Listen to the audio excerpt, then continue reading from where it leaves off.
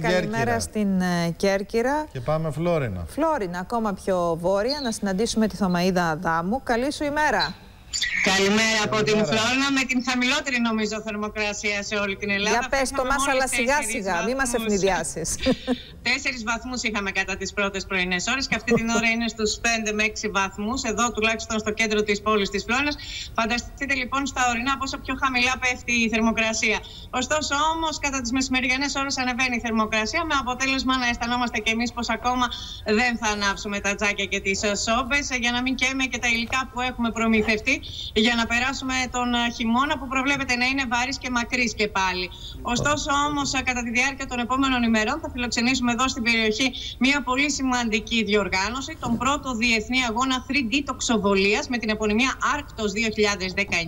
Θα φιλοξενήσει η Φλόρινα και συγκεκριμένα η τοπική κοινότητα Λεπτοκαριά στα κατάφυτα δάση της, όπου οι τοξότες που θα συμμετέχουν, πάνω των 100 τοξοβόλοι από όλο τον κόσμο θα συμμετέχουν στον πρώτο διεθνή αυτό αγώνα 3D τοξοβολίας που θα διοργανωθεί στη Λεπτοκαριά της Φλόρινας, θα έχουν τη δυνατότητα να βάλουν κατά ομοιωμάτων που έχουν δημιουργηθεί ζώων, τρισδιάστατων ομοιωμάτων ζώων από σπογκώδες υλικό ασφαλές που έχει δημιουργηθεί ειδικά για αυτές τις περιπτώσεις, μέσα από ειδικά διαμορφωμένες διαδρομές στο πλούσιο φυσικό περιβάλλον και τα δάση που διαθέτει η Λεπτοκαριά εδώ της Φλόρινας, συνδυάζοντας έτσι όχι μόνο την άθληση αλλά και την ψυχαγωγία και την περιπατητική διασκέδαση αλλά και την φυσιολατρική αναψυχή.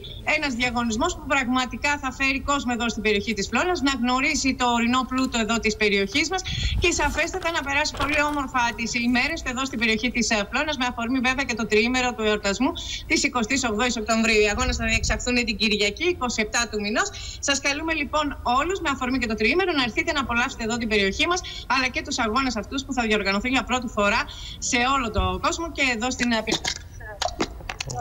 χάθηκε η εικόνα. Την ευχαριστούμε πολύ. Την καλημέρα μας λοιπόν στην Φλόρινα. Στη Φλόρινα, εγώ δεν έχω καταλάβει τι είναι η 3D τοξοβολία. Δηλαδή η κανονική που ξέραμε τι είναι, 2D. Και ομοιώματα λέει θα τα σημαδεύουμε. Αν κάποιος βάλει ένα ομοίωμα κάποιου που δεν συμπαθεί.